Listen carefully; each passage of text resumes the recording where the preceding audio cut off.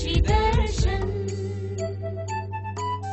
खेत खलिहानों की जहाँ होती बात, उपज और समझ बढ़ाने की करते सब बात। समाचार मिले, उपचार मिले, कृषि से विज्ञान जुड़े तो तकनीकों का ज्ञान मिले। खेतों की तस्वीरों में हरियाली का रंग भरे, किसानों की तकदीरों में खुशहाली का संग रहे। कृषि दर्शन, कृषि दर्शन, कृषि दर्शन, कृषि दर्शन, कृषि दर्शन, कृषि दर्शन, कृषि दर्शन, कृषि दर्शन। जोहार, नमस्कार किसान भाइयों, कैसे हैं आप? आपके कार्यक्रम में आपका स्वागत है। अच्छे हैं ना? आपकी मुस्कान तो बतला रही है कि आप बहुत अच्छे हैं, क्योंकि खेती बाड़ी का कार्यक्रम शुरू हो चुका है। चलिए, हम भी बहुत सारी जानकारी लेकर आए हैं, जानकारियों की ओर बढ़ेंगे, लेकिन उससे पहले कृषि समाचार देख लेते हैं, वहाँ क्या क्या है आपके लिए खास। नमस्कार, कृषि समाचार में आपका स्वागत है। मैं हूँ शिल्पी। आइए देखते हैं आज कृषि समाचार में क्या है खास। मत्स्य बीज उत्पादन के लिए समेकित मत्स्यिकी को दी जा रही है बढ़ावा। दुधारू मवेशी वितरण के लिए चलाई जा रही है विभिन्न योजनाएं। और जरबेरा फूल के बेहतर उत्पादन के लिए कलकत्ता रेड लगाएं। और अब समाचार विस्तार से। गुमला जिले के जलाशयों में मेजर कार्प एवं पंगेसियस अंगुलिकाओं का संचयन किया जाना है। संचयन की दर का अनुमोदन निदेशालय स्तर पर गठित समिति द्वारा किया जाएगा। समेकित मत्स्यिकी को बढ़ावा देने के लिए मत्स्य बीज उत्पादकों से मत्स्य अंगुलिकाओं की आपूर्ति के लिए आवेदन आमंत्रित किया गया है। आवेदन एवं वित्तीय प्रस्ताव के साथ 25 अगस्त तक जिला मत्स्य पदाधिकारी गुमला के कार्यालय में जमा किया जा सकता है।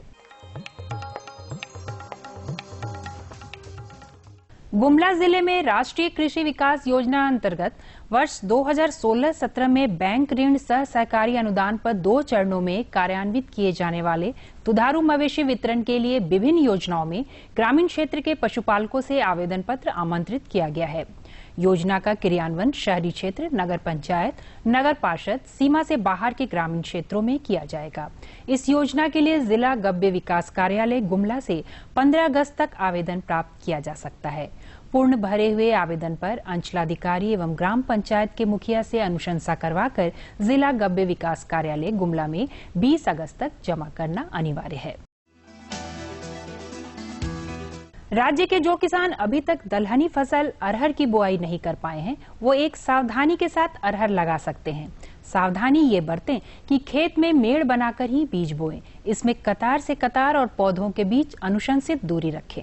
किसान भाई दलहनी फसल अरहर की बुआई सावधानी के साथ करें। बीज बुआई की पूर्व खेत में मेड़ जरूर बनाएं। अगेती खेतों में कतारों के बीच 60 से 75 सेंटीमीटर और पिछेती में कतारों के बीच 90 सेंटीमीटर की दूरी रखें, जबकि पौधों के बीच 20 से 25 सेंटीमीटर की दूरी रखें।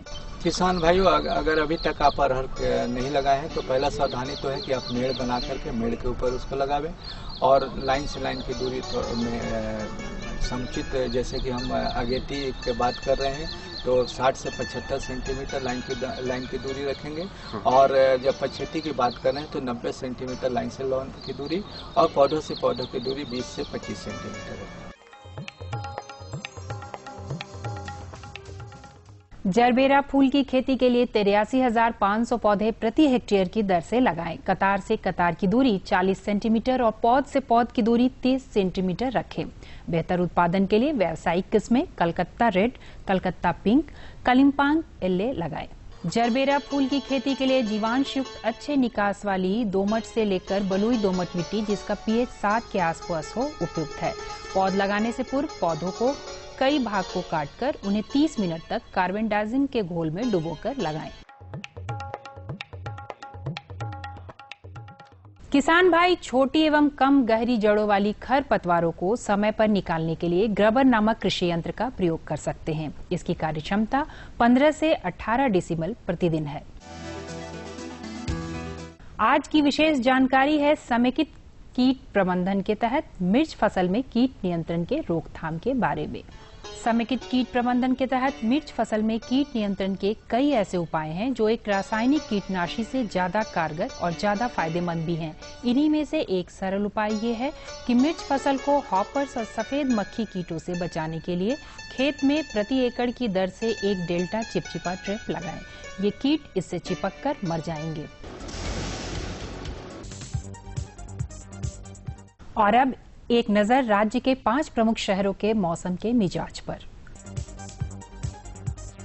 आज राज्य के 5 प्रमुख नगरों के अधिकतम और न्यूनतम तापमान कुछ इस प्रकार दर्ज किए गए। रांची का अधिकतम तापमान 27 डिग्री सेल्सियस और न्यूनतम 23 डिग्री सेल्सियस। जमशेदपुर का अधिकतम तापमान 31 डिग्री सेल्सियस और न्यूनतम तापमान 26 डिग्री सेल्सियस। मेदिनीनगर का अधिकतम तापमान 32 डिग्री सेल्सियस और न्यूनतम 26 डिग्री सेल्सियस। देवघर का अधिकतम तापमान 31 डिग्री सेल्सियस और न्यूनतम तापमान 25 डिग्री सेल्सियस और धनबाद का अधिकतम तापमान 31 डिग्री सेल्सियस और न्यूनतम तापमान 25 डिग्री सेल्सियस के आसपास दर्ज किया गया।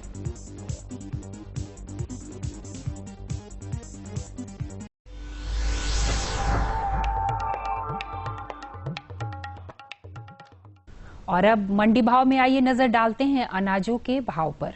आज कृषि उत्पाद बाजार समिति लोहरदगा में विभिन्न खाद्यान्नों के थोक भाव कुछ इस प्रकार दर्ज किए गए। चावल मोटा 1800 रुपए से 1900 रुपए, चावल मध्यम 2200 रुपए से 2400 रुपए, चावल उत्तम 3000 रुपए से 3200 रुपए, गेहूं 1800 रुपए से 2000 रुपए, दाल अरहर 12000 रुपए से 13000 रुपए, सरसों तेल 11500 रुपए से 12500 रुपए, चीनी 4000 रुपए से 4400 रुपए, आलू 2000 रुपए से 2200 रुपए और प्याज 1500 रुपए से 1800 रुपए प्रति क्विंटल रहा। कृषि समाचार में आज इतना ही। अगले दिन अगले अंक में फिर मुलाकात होगी कुछ ताजा तरीन खबरों के साथ। तब तक के लिए दीजिए इजाजत। नमस्कार, जोहार। आपने देखा ना कि कृषि समाचार में आपके लिए था खेती से जुड़ी हुई जानकारियां, बहुत सारी बातें, मौसम का मिजाज था और बाजार का भाव था। अब आगे चलेंगे, फिर चलेंगे आगे, लेकिन हम उससे पहले आपको एक छोटा सा संदेश दिखलाते हैं। एक छोटा सा विराम है, इसी में ये संदेश छुपा है, तो आइए चलिए वो भी देख लेते हैं। नई तकनीक सभी को अच्छी लगती है।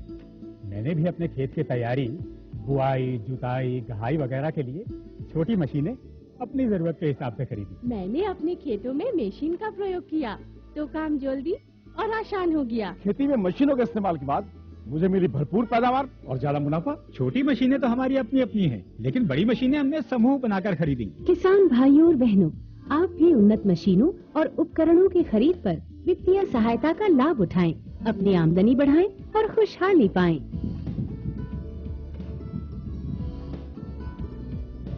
हो गया।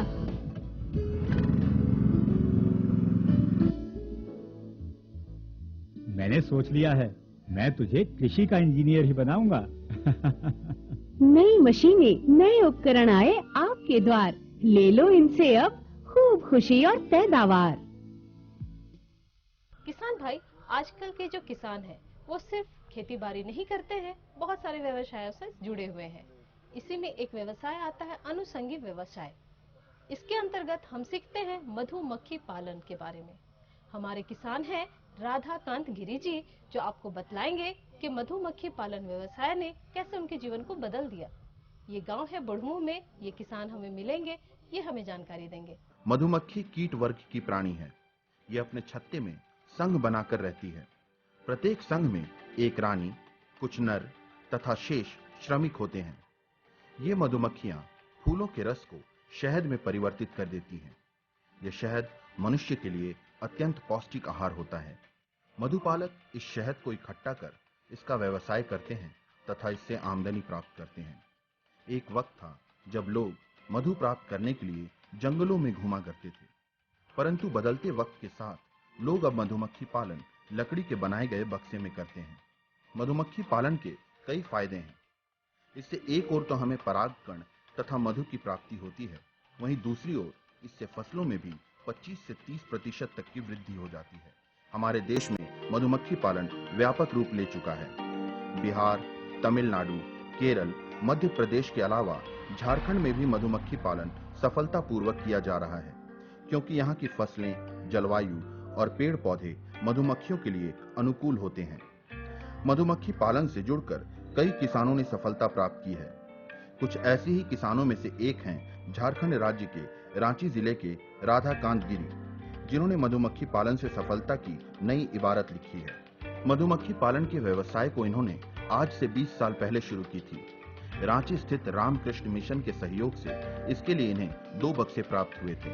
इसी से इन्होंने मधुमक्खी पालन के क्षेत्र में कदम रखा, इससे आमदनी प्राप्त की और आज इस क्षेत्र में बुलंदियों को छू रहे हैं। शुरुआत सबसे पहले जब पढ़ाई कर रहे थे तो अपने ये मैट्रिक की पास करने के बाद जब कॉलेज में हमने गए तो हमारे यहाँ रामकृष्ण मिशन की एक सेवा संघ चलती थी प्रत्येक गांव में। उसी दरमियान हमारे यहाँ वहाँ के लोग आए और मधुमक्खी पालन के बारे में कुछ जानकारी दिए और किसान भ्रमण के तहत एक दिन उन लोगों ने हमें एक ये अपने यहाँ रामकृष्ण मिशन जो मोरवादी में है वहाँ पर सभी किसान को ले गए। उसके तहत हम भी ये भ्रमण में गए और वहाँ देखे तो अजीब लगा कि वहाँ बहुत सारे ये थे, आपका गौ पालन था, मुर्गी पालन था, मधुमक्खी पालन था। तो हमने सोचा कि जब ये छोटा जीव पाल के लोग बता रहे हैं कि इतना ज़्यादा ये उत्पादन हो सकता है, इतना लाभ है, तो हम इस पर थोड़ा सा ध्यान दिए और फिर घर आने के बाद विचार ये हुआ कि अब पढ़ाई तो हो ही रहा है। ये कब की बात है?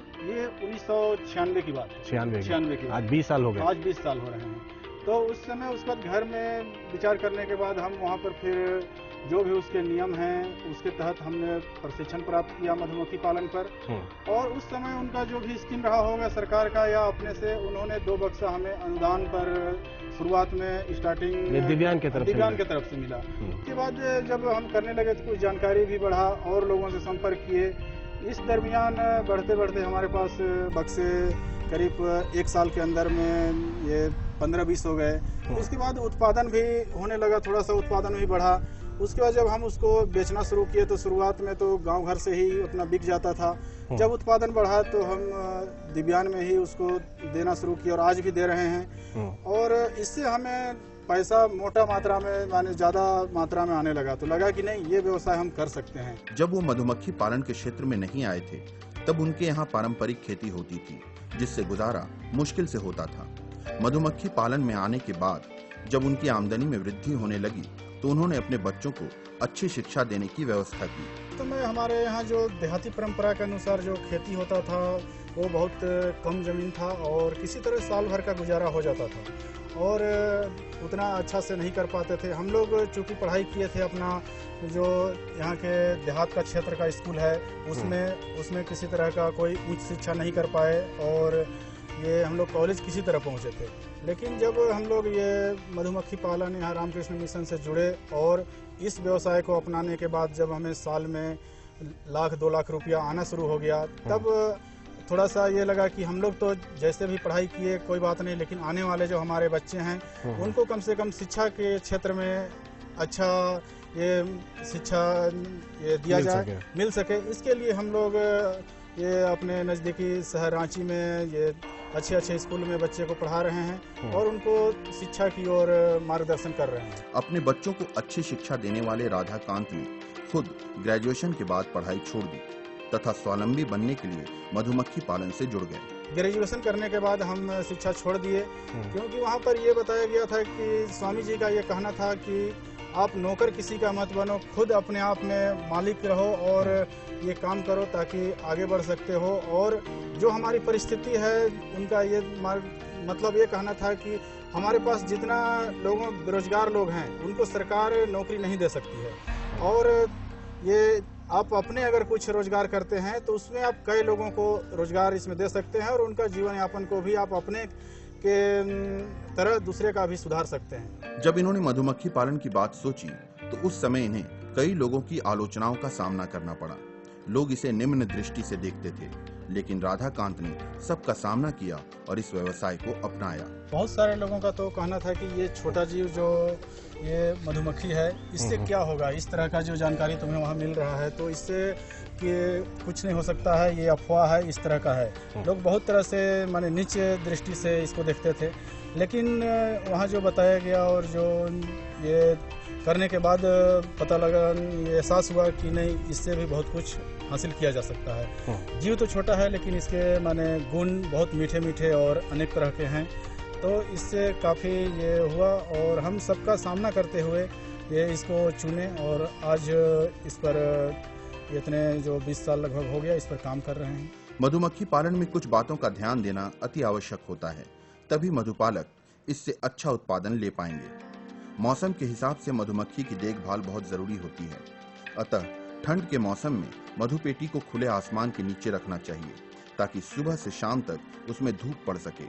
अधिक ठंड पड़ने पर उसे जूट के बोरे से ढकना चाहिए ताकि अंदर का तापमान गर्म रहे। ये सीजन के हिसाब से, समय के हिसाब से इसको रखना बहुत ज़रूरी है। अगर हम समय के हिसाब से जो मौसम है उसके हिसाब से रखते हैं तो हम लोग को उत्पादन भरपूर माने उम्मीद से ज़्यादा मिलता है और हम लोग को उससे आय ज़्यादा होती है।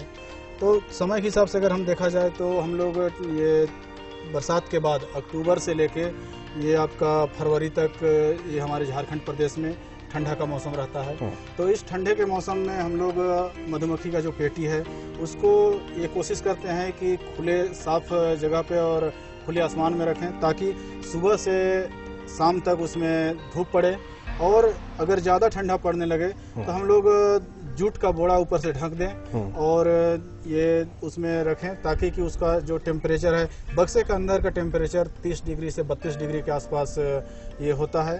तो इस चीज़ को हम लोग मेंटेन करना बहुत ज़रूरी होता है। इसी तरह गर्मी के मौसम में मधुपेटी को छायादार बगीचे के नीचे रखने की कोशिश करनी चाहिए।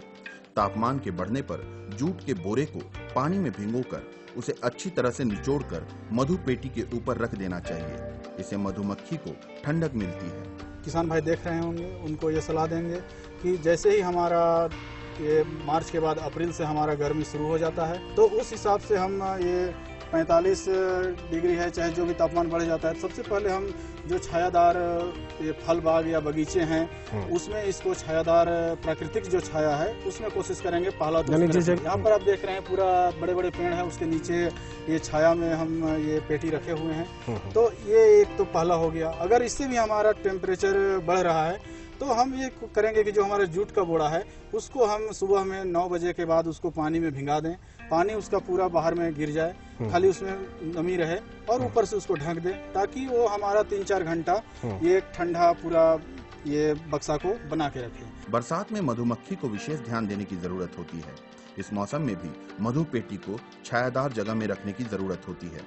दूसरी बात, जिधर मधुपेटी का दरवाजा है उधर मधुपेटी को झुका के रखना चाहिए ताकि पानी अंदर न जाए।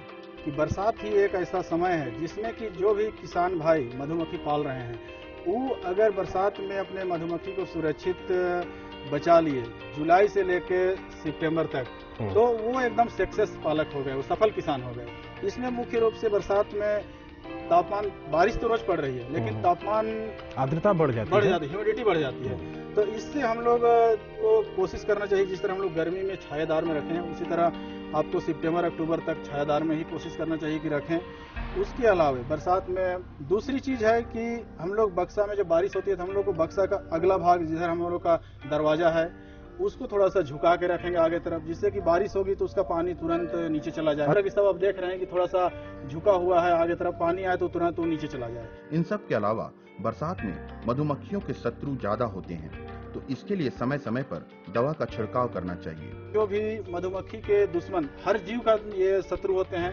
मधुमक्खी में भी कुछ शत्रु हैं जिसमें इसको शत्रु से भी बचाने के लिए हम लोग बरसात में ही जो भी शत्रु है वो ज्यादा प्रभावित करते हैं। तो इसके लिए पहला हम लोग चींटी से बचाव करेंगे। चींटी को ये देखते हैं तो उसके बिल में हम लोग कीटनाशक पाउडर या तो ये दवा डाल के उसको बंद कर देते हैं, उससे बचाव करते हैं। उसके बाद दूसरा आता है हम लोग का ये एक चिड़िया, हम लोग यहाँ पर उसको टिरांगो बोलते हैं, सफेद हरा रंग की छोटा चिड़िया होती है। वो भी हमारा जब मौसम खराब हो जाता है तो उस समय वो आपका आके और मधुमक्खी को, उड़ते हुए मधुमक्खी को पकड़ के अपना भोजन का शिकार बनाती है। चिड़िया का उपाय है कि वो जब मौसम खराब रहेगा तभी ज्यादा आती है, तो उस समय हम लोग जैसे जो ये बच्चे लोग दीपावली में फटेका जलाते हैं उससे आवाज किसी तरह का कर दें, या तो फिर हम लोग के पास ये गुलेर जी होता है झारखंड के भाषा में, उससे भी हम लोग मारेंगे तो भाग जाती है। तो इससे भी हम लोग को ध्यान देना है। दूसरा दीमक का प्रकोप है, तो उससे बचाने के लिए भी हम लोग नीचे स्टैंड लगा दें या तो फिर ये हम लोग इस तरह जहाँ आप देख रहे हैं उस तरह से हम ये लोग सारी व्यवस्था आप करते हैं? हाँ करते हैं, तब हम लोग ये करेंगे। बरसात में फूल नहीं मिल पाते हैं तो ऐसे मौसम में मधुमक्खी के लिए कृत्रिम भोजन की व्यवस्था करनी चाहिए। बरसात में कोई फूल नहीं मिल पाता है, रोज बारिश होती है, थोड़ा बड़ा फूल रहने पर वो बारिश से धुल जाता है, तो वो पुष्प ये मधु नहीं बन पाता है। इस परिस्थिति में हम लोग उसको कृत्रिम ये भोजन देते हैं। जो परिवार हैं कि उसको बनाए रखने के लिए चीनी का ये कृत्रिम चीनी का चाशनी का कृत्रिम भोजन देते हैं। क्या रेशियो क्या होता है? रेशियो ये है कि अभी हम लोग बरसात में इसको 60% चीनी है और 40% पानी है, दोनों को आपस में मिला के देने का दो विधि है।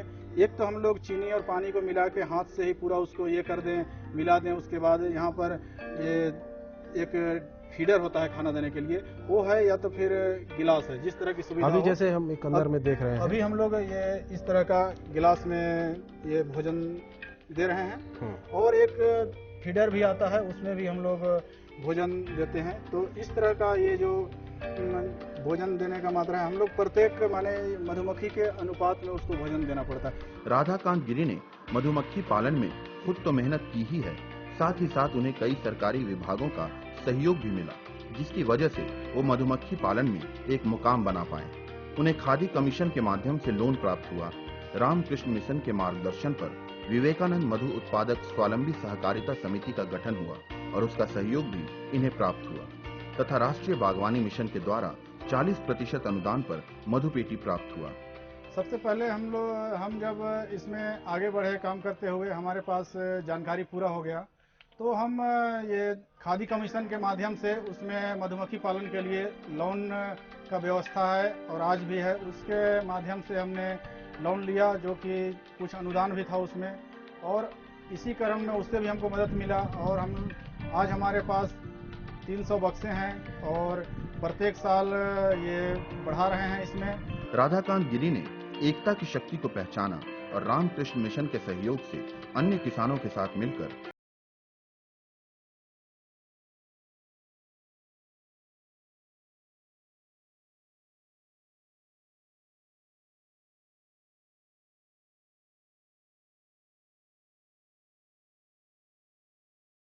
विवेकानंद मधु उत्पादक स्वावलंबी सहकारी समिति का गठन कर चुके हैं और उस पर काम हो रहा है, जिसमें हमारे इस रांची जिला से कुल 60 किसान उसमें अभी हैं, जो कि वर्तमान समय में मधुमक्खी पालन का कार्य कर रहे हैं और इसमें उत्पादन भी बढ़ रहा है। इस मधु को राधाकांत अपने लगाए गए प्रोसेसिंग यूनिट में प्रोसेस करते हैं तथा उसे 200 से 220 रुपए प्रति केजी के दर से बाजार में बेच देते हैं। ये जो राष्ट्रीय बागवानी मिशन के निर्देशक महोदय का सोच है इसमें कि और इसको हम कैसे आगे बढ़ाएं, इसके लिए उन्होंने तकनीकी ये सहयोग लेते हुए इस उत्पादन को, इन साल का जो हम लोग का उत्पादन रहा 15-16 का, वो लगभग 80,000 टन के आसपास मधु का हुआ है, जो कि उनका ये प्रयास है कि आने वाले अगले साल में इसका उत्पादन हम लोग दुगुना से भी ज़्यादा करने के ऊपर ये काम हो रहा है। इस तरह राधाकांत गिरी मधुपालन के व्यवसाय से जुड़कर सफल कृषक की श्रेणी में आ गए हैं। आज वो साल में 8 से 10 लाख रुपए का शुद्ध मुनाफा कमा रहे हैं। इसके साथ साथ वो अन्य किसानों को मधुपालन के क्षेत्र में प्रोत्साहित कर रहे हैं तथा उनको भी उस ऊंचाई तक पहुंचाने की कोशिश कर रहे हैं। इस साल पहले अगर हम जाएं तो अगर इस योजना से या इस व्यवसाय से नहीं जुड़ते तो खैर क्या करते वो तो बात की चीज़ है, लेकिन उस समय और अभी में काफ़ी ऊंचाई का काफ़ी माने अंतर बीच में आ गया है। और आज हम एक समझते हैं कि हमारा सालाना इनकम जो अगर हम एक साल का देखें तो 8 से 10 लाख रुपया सॉलिड इनकम शुद्ध मुनाफा हो जा रहा है, सिर्फ अपने मधुमक्खी पालन और मधु बेच के, और उसका जो मधुमक्खी वंश हैं, कॉलोनी है, उनको बेच के। तो हम ये नहीं समझते हैं कि हमको कोई ये है, हम बहुत आगे बढ़े हैं और निरंतर कोशिश कर रहे हैं कि हम जिस तरह से आज साल में ये 7 से 8 लाख रुपया कमा रहे हैं सालाना, कोशिश करेंगे कि दूसरे भी जो हमारे ये स्वावलंबी सहकारी समिति के लोग हैं या जो भी आज तक हमने 3-4 हज़ार या जो भी संख्या है जो लोग इसमें लगे हुए हैं, उनको भी उस ऊंचाई तक पहुंचाने की कोशिश कर रहे हैं। राधाकांत गिरी ने इस क्षेत्र में अपने आप को एक प्रकाश स्तंभ के रूप में स्थापित कर लिया है। दूर दूर तक न केवल इनके मधु की उत्पादकता की चर्चा होती है, बल्कि इसकी गुणवत्ता की प्रशंसा भी की जाती है। जिले के विभिन्न बाजारों में इनके मधु आसानी से बिक जाते हैं। किसानों के लिए ये व्यवसाय बहुत ही लाभदायक प्रमाणित हो रहा है। भारतीय मौसम विभाग पुणे से प्राप्त आज का मौसम पूर्वानुमान कुछ इस प्रकार है। आकाश में घने बादल छाए रहेंगे। हवा उत्तर पूर्व की ओर से 8 किलोमीटर प्रति घंटे की रफ्तार से चलेगी। आज का अधिकतम तापमान 29 डिग्री सेल्सियस और न्यूनतम तापमान 23 डिग्री सेल्सियस रहने की संभावना है। अगले 3 दिनों तक अच्छी बारिश की संभावना है। किसान भाई ऊपरी जमीन से पानी का बहाव रोपा वाले खेतों में कर पानी जमा करें तथा रोपा का कार्य शीघ्र समाप्त करें। जो किसान भाई रोपा करने जा रहे हैं वो खेतों में कादो करते समय 25 किलोग्राम यूरिया, 32 किलोग्राम डीएपी तथा 20 किलोग्राम क्यूरेट ऑफ पोटाश प्रति एकड़ की दर से डालें। 2 से 3 बिचड़ा 15 सेंटीमीटर की दूरी पर कम गहराई में रोपें। चलिए किसान भाई, आपको अच्छा लगा ना इस व्यवसाय के बारे में जान के? तो चलिए आप भी अब सिर्फ खेती बाड़ी ही मत कीजिए, इस व्यवसाय से जुड़िए और अधिक से अधिक धन का लाभ कमाइए। तो इसी के साथ कार्यक्रम अंत करेंगे, लेकिन उससे पहले हम कार्यक्रम का पता बताते चले ताकि आप इस पते पर अपने सुझाव, अपनी जानकारियां लिख भेजें। कार्यक्रम है कृषि दर्शन, कृषि प्रकोष्ठ द्वारा केंद्र निदेशक, दूरदर्शन केंद्र, रातू रोड, रांची, पिन संख्या 834001। तो आपने पता लिख लिया ना इस पते पर? अब अपनी बातें, अपनी जानकारियां, अपने सुझाव, अपनी समस्याएं सब कुछ लिख भेजिए। अगले कार्यक्रम में इससे भी बेहतर जानकारी हम आपके लिए लेकर आएंगे। तो हमारी टीम को और अपनी झुमकी बहन को विदा दीजिए। जोहार, नमस्कार।